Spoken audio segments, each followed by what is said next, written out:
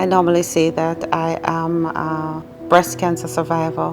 I don't know if I normally want to categorize myself in that way, but other than that, I can say I'm a Christian businesswoman and I am a wife, a mother. I was diagnosed with breast cancer in April 2020. Had my mastectomy May 2020. My chemo treatment started in August 2020, and my treatment ended in September 2021, and I got married in April 2022. Before I was diagnosed, the doctor had said to me, Cherane, I am 95% sure that this is not cancer. However, that 5% that I'm not sure of, if it comes back cancerous, we're going to have to do a mastectomy. And then we're going to do chemo. And I said to him, doc, I'm going to take this one step at a time because right now I'm not going to think so far. I did the biopsy. Never wanted to tell anybody about what that meant because I wasn't sure. Didn't want to start having people getting worried about, you're what this means. Yes, I found the lump. So I didn't want to share that information. But because of the type of biopsy that I had to do, I know I had to share it with my immediate family. My sister, around 15 years ago, she was diagnosed with breast cancer, and so I was there as a support for her, but just being a support because she was overseas and I was in Jamaica. But after that, there was just nothing else. That I never thought much about breast cancer. Didn't even realize that breast cancer was pink. I just thought that all cancer was pink. So at the time when I was diagnosed with breast cancer, I didn't even know what that meant. So it was HER2 positive, stage 2B. So stage 2B meaning the lymph node was not compromised, so the cancer was not in the lymph node, but because the size of the tumor was more than 5 centimeters. So that is why I was stage 2B as opposed to 2A. I became very overwhelmed with the thought of what this all meant. I just started my company. COVID just starting to come into Jamaica. You just hear talk about COVID. It's not something that you really want to process at a point. I never had time for breast cancer. I never had time to be sick. My sisters who now are aware that that I had done the biopsy and it was COVID and I'm going back home, they were now calling to find out if everything was fine. I had to say, no, it's not. I have cancer. So, of course, one started crying, my sister started crying, everybody started crying. And I had to stop. At that moment, I stopped and said, I'm not dead. I'm right here. And then we started laughing at that point. When I told my children, we were having family worship, and we normally have family worship in the evening, and we were studying Kings. And so we did the usual, we sat down, and I said, all right, girls, the news isn't good. I have cancer. Okay, so let's go into First Kings, whatever, and let's go. And I read, and they're looking at me like, and I'm reading. I said, okay, let's discuss it. Nobody heard anything, but I'm discussing. I said, let's pray. We prayed, and then they're like in Zombieland, and I just went, and then they came into the bed with me, and I know that they just needed that kind of reassurance. They slept with me the night. I wasn't married at that time, and when I told my then fiance, he said he went straight to bed. He's at 2 o'clock. He goes to bed at 2, 3 o'clock in the morning. I told him that was like 7:30. I waited until he got home to tell him, and I told him he went straight to sleep. And it was the first that he went to sleep from 7:30 until the next morning. So the family, they were also numb. They didn't know what to do and how to process this information. So based on my age, the chemo treatment plunged me in menopause. So overnight, and literally overnight, I was in menopause.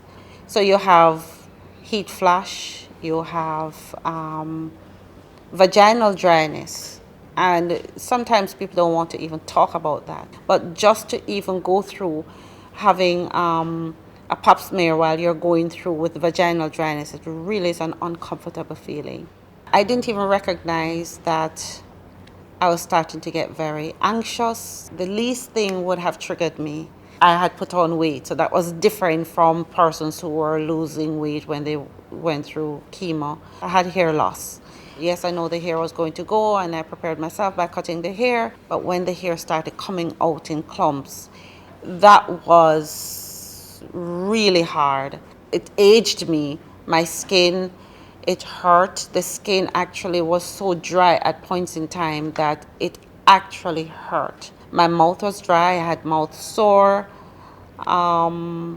memory loss. COVID, I was working from home. Most of my days would be non-productive because I would spend an hour searching for a piece of paper, a file, or a pen that I just had, and I would be going around in circle. I felt like I had dementia.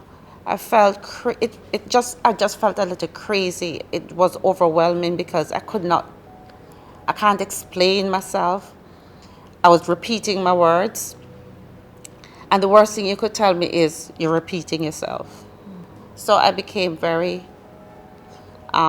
defensive because I feel like I'm being attacked, and people are not understanding that I'm going through something. A poor foot swelled up, it hurt me. When you're going through chemo treatment and cancer, nothing feels normal again. And even after cancer, you're trying to get back to how do you feel normal? I like to call it now the side effect of cancer treatment. My problem solving is not what it used to be. I can't deal with confrontation as much as I used to. My phone is on vibrate. I cannot deal with the ringing of the phone. If you start giving me too much information, I become overwhelmed, I become confused. I just can't remember names. Herceptin, it started causing my heart to race. I have lymphedema. I do have shoulder pain. Even the bras, yes, I've had reconstruction. But it's not a boob job. The reconstructed breast is not the same. When I go to get a treatment and I have to lie on my stomach, very uncomfortable to lie on my stomach.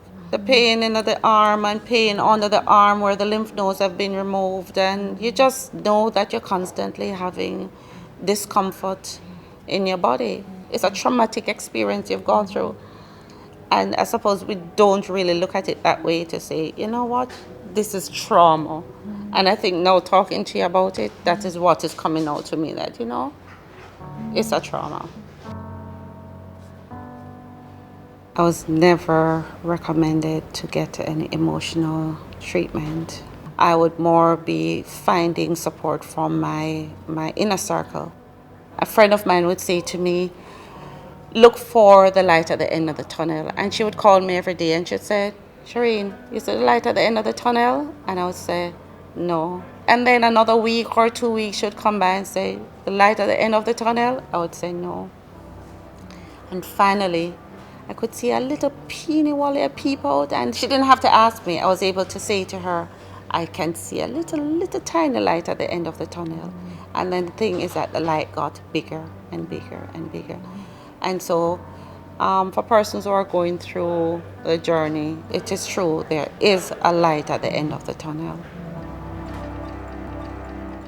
There are two Bible verses that I would normally have in my mind. There's one which is, when I'm afraid, I will trust in thee. And that at points in time when I was afraid, that was what I had to do. And then there's another that we all know, the 23rd Psalm, and I would be meditating on that. The Lord is my shepherd, I shall not want. And at the point where it would say, He leads me beside the still water, and that part of it meant it gave me peace. So at points in time during my journey, that's the Bible verse I would just play in my mind to just meditate on to give me peace. Sometimes going through the journey, you can only take a moment at a time. And sometimes it may sound cliche when you can say just breathe. And at points in time during the journey, you'd have to stop and just breathe.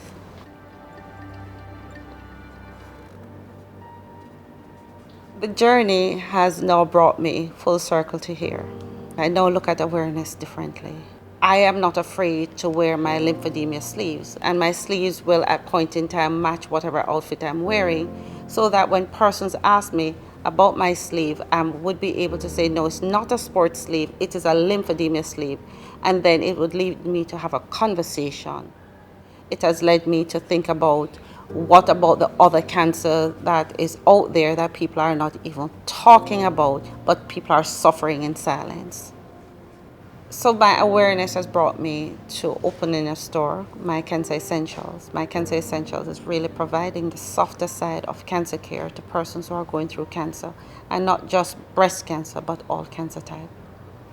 When a customer comes here, I want them to feel calm and at peace, and to know that this is a safe space that they can come to when they're feeling overwhelmed. I would say to my family members, my husband, my children, and my family and friends, thank you so much for your support. Thank you for understanding, and thank you for being there for me. I'm thankful for being alive today. And so, reflecting on all of these, my journey, it has awoken certain emotions and memories that, and I had to wake up the brain a little to remember what happened 3 years ago. But today I'm feeling blessed and happy to be alive.